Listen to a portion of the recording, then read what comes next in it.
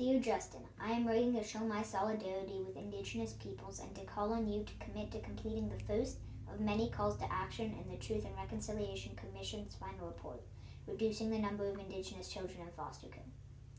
In places like Manitoba, approximately 90% of children in care are Indigenous, despite only making up 18% of the population there. I demand that the social workers you use are properly educated and trained about the history and impacts of residential schools, genocide, and intergenerational trauma.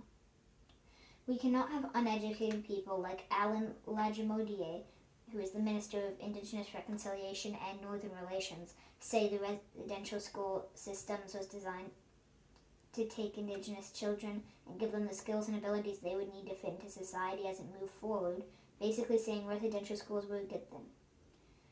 So I guess considering he somehow is the Minister of Indigenous Reconciliation and Northern Relations, it should not be hard to believe he works in Manitoba, where Indigenous children make up 90% of children in foster care, even though they are only 80% of the population. This is cultural genocide.